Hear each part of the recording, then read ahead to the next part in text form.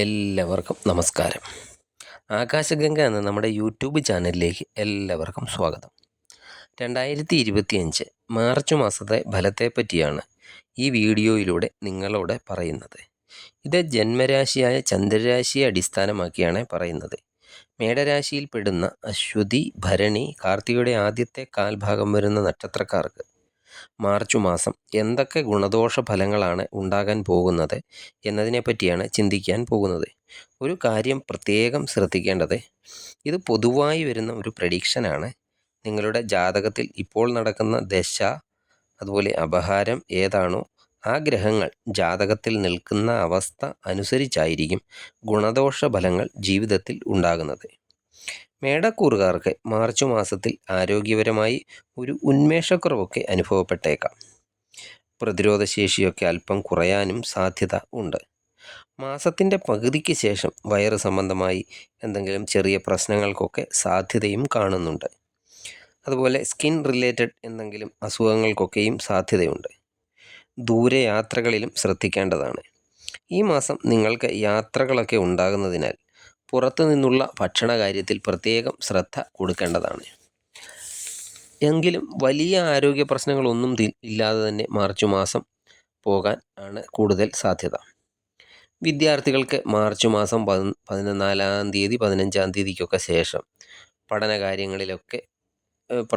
പഠനകാര്യത്തിലെ പ്രധാന കാര്യങ്ങളിലൊക്കെ ഒരു തീരുമാനമെടുക്കുന്നതിന് അല്പം ആലോചിച്ചൊക്കെ തീരുമാനമെടുക്കണം. ഈ സമയത്തൊക്കെ നിങ്ങൾക്ക് എന്തെങ്കിലും ഒരു ചെറിയ കൺഫ്യൂഷൻ ഒക്കെ ഉണ്ടാകാൻ സാധ്യതയുണ്ട്. ഏപ്രിൽ 15-ാം തീയതി വരെയൊക്കെ ഈ കൺഫ്യൂഷനൊക്കെ തുടരുന്നതുമാണ്. ആ കോഴ്സിന് ചേരാൻ ഗുണകരമാകുമോ, അല്ലെങ്കിൽ ഞാൻ ഈ പരീക്ഷയ്ക്ക് പാസ്സാകുമോ എന്നിങ്ങനെയൊക്കെയുള്ള കൺഫ്യൂഷനുകളൊക്കെ ഈ സമയത്ത് ഉണ്ടായേക്കാം. ഏപ്രിൽ 15-ാം തീയതിക്കൊക്കെ ശേഷം ഗുണകരമായ അവസ്ഥകൾ ഉണ്ടാകുന്നതാണ്. അതുപോലെ മാർച്ച് 15-ന് മുന്നിലുള്ള സമയവും ഏറെക്കുറെ ഗുണകരമാണ്. മാർച്ച് 15-ാം തീയതി വരെയൊക്കെ ഗുണകരമായ അവസ്ഥകളൊക്കെ തന്നെയാണ്. മാർച്ച് മാസം വിദ്യാർത്ഥികൾ പൊതുവെ പഠനകാര്യത്തിലൊക്കെ കൂടുതൽ ശ്രദ്ധയൊക്കെ പുലർത്തണം. എക്സാമൊക്കെ എഴുതുന്ന കുട്ടികളാണെങ്കിൽ ഈ സമയം കൂടുതൽ പരിശ്രമമൊക്കെ നടത്തി വേണം പരീക്ഷയ്ക്കൊക്കെ പോകേണ്ടത്. അതുപോലെ ലവ് റിലേഷനൊക്കെ ഉള്ളവരാണെങ്കിൽ മാർച്ച് 15-നൊക്കെ ശേഷം റിലേഷനിൽ കൂടുതൽ ശ്രദ്ധയൊക്കെ കൊടുക്കേണ്ടതാണ്. എന്തെങ്കിലും ഒരു മിസ്അണ്ടർസ്റ്റാൻഡിങ് ഒക്കെ ഉണ്ടായേക്കാം. പരസ്പരം പറയുന്ന കാര്യങ്ങളൊക്കെ അന്യോന്യം മനസ്സിലാക്കാൻ രണ്ടു കൂട്ടരും അല്പം പ്രയാസപ്പെട്ടേക്കാം. മാർച്ച് 15-ന് മുന്നേ വലിയ പ്രശ്നങ്ങളൊന്നും ഇല്ലാതെ പോകുന്നതാണ്. 15-ാം തീയതിക്ക് ശേഷമാണ് അല്പം ശ്രദ്ധിച്ചൊക്കെ പരസ്പരം ഇടപെടേണ്ടത്. അത് ഏകദേശം ഒരു ഏപ്രിൽ മാസം പകുതി വരെയൊക്കെ ശ്രദ്ധിക്കേണ്ട സമയം തന്നെയാണ്. അതുപോലെ വൈവാഹിക ജീവിതത്തിൽ പരസ്പരം വിശ്വാസത്തോടെയൊക്കെ പെരുമാറേണ്ട സമയമാണ്. പരസ്പരം എന്തെങ്കിലുമൊക്കെയുള്ള കാര്യത്തിൽ വിശ്വാസമൊക്കെ നഷ്ടപ്പെടാൻ സാധ്യതയും കാണുന്നുണ്ട്. അതുപോലെ പ്രവൃത്തിയിലും സംസാരത്തിലുമൊക്കെ അല്പം ശ്രദ്ധിക്കേണ്ടതാണ്. പരസ്പരം ഒന്നിച്ചിരിക്കാനുള്ള സമയക്കുറവ് പല കാര്യങ്ങളിലുമൊക്കെ നിങ്ങൾക്ക് ഉണ്ടായേക്കാം ഈ സമയത്ത്. അതുമൂലം പങ്കാളികൾ തമ്മിൽ ഒരു അകൽച്ചയൊക്കെ ഫീൽ ചെയ്തേക്കാം. എങ്കിലും വലിയ പ്രശ്നങ്ങളൊന്നും ഉണ്ടാകില്ല. ചെറിയ ചെറിയ പൊട്ടിത്തെറികളും ചീറ്റലുകളും ഒക്കെയായി അതിങ്ങനെ കടന്നു പോയേക്കും. ശനിയുടെയൊക്കെ രാശിമാറ്റം മാർച്ചിൽ അവസാനമൊക്കെ ഉണ്ടാകുന്നത് വരെ ജോലിയിൽ പുരോഗതിയൊക്കെ നല്ല രീതിയിൽ തന്നെ ഉണ്ടാകുന്നതാണ്. ഈ സമയത്തൊക്കെ ജോലിയൊക്കെ വളരെ സ്മൂത്തായി ഒക്കെ പോകുന്നതാണ്. മാർച്ച് അവസാനം വരെയൊക്കെ ജോലിയിൽ പ്രമോഷൻ, അതുപോലെ സാലറി വർധനവൊക്കെ ഉണ്ടാകുന്നതാണ്. അതുപോലെ ജോലി സ്ഥലത്തൊക്കെ സമാധാന അന്തരീക്ഷമൊക്കെ ഉണ്ടാകുന്നതുമാണ്. ശനി രാശി മാറിക്കഴിഞ്ഞാൽ ജോലിയിൽ നിങ്ങൾ എന്തെങ്കിലും ഒരു ജോലിയിലൊരു മാറ്റത്തെ പറ്റിയൊക്കെ ചിന്തിക്കുന്നതാണ്. അല്ലെങ്കിൽ ജോലി ദൂര സ്ഥലത്തേക്കൊക്കെ ജോലി മാറുന്നതിനെ പറ്റിയൊക്കെ ചിന്തിക്കും. ട്രാൻസ്ഫറുകളൊക്കെ ദൂര സ്ഥലത്തേക്കൊക്കെ ഉണ്ടാകാം ഈ ശനി മാറിക്കഴിഞ്ഞ്. അതുപോലെ ഈ യാത്രകൾ കൂടുതൽ ജോലിയിൽ വന്നു ചേരുന്നതാണ്.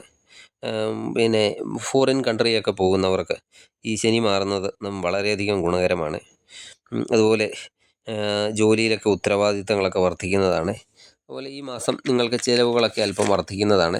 അതിനാൽ വരവിനനുസരിച്ചൊക്കെ ചിലവ് ചെയ്ത് ജീവിക്കാൻ ശ്രദ്ധിക്കേണ്ടതാണ്. അതുപോലെ ഈ തീരുമാനങ്ങൾ, എന്തെങ്കിലും ഒരു കാര്യത്തിലും ഈ മാസം പെട്ടെന്ന് തീരുമാനങ്ങൾ എടുക്കരുത്. ആലോചിച്ച് മാത്രമേ എന്ത് കാര്യങ്ങളും ചെയ്യാവൂ. ബിസിനസ്സുകാരുടെ കാര്യത്തിലാണെങ്കിൽ ബിസിനസ്സിലൊക്കെ ചിലവുകളൊക്കെ വർദ്ധിച്ചേക്കും. ഫോറിൻ ബിസിനസ്സൊക്കെ ചെയ്യുന്നവർക്ക് അനുകൂലമായ സമയമാണ്. ഈ മാർച്ച് മാസം നിങ്ങൾക്ക് ഭാഗ്യത്തിൻ്റെയൊക്കെ ആനുകൂല്യം ഉള്ള സമയം തന്നെയാണ്. മാർച്ചിൽ കൂടുതൽ ഗുണമൊക്കെ ലഭിക്കുന്നതിന് സുബ്രഹ്മണ്യ ഭജനം നല്ലതാണ്. അതുപോലെ ശിവക്ഷേത്ര ദർശനം നടത്തി പ്രാർത്ഥിക്കുക. ശനീശ്വരന് ശനിയാഴ്ച തോറും നീരാഞ്ജനം വഴിപാട് കഴിക്കുന്നത് വളരെയധികം ഗുണകരമാണ്. അതുപോലെ എന്നും വൈകിട്ടോ അല്ലെങ്കിൽ രാവിലെയോ അല്പസമയം പ്രാർത്ഥനയ്ക്കായി മാറ്റിവെക്കുന്നത് വളരെയധികം ഗുണകരമാണ്.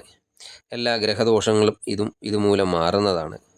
നിങ്ങൾക്ക് എല്ലാം കൊണ്ടും ഒരു ശുഭ മാസമായി തീരട്ടെ മാർച്ച് മാസം എന്ന് ആത്മാർത്ഥമായി പ്രാർത്ഥിച്ചുകൊണ്ട് നിർത്തുന്നു. നന്ദി, നമസ്കാരം.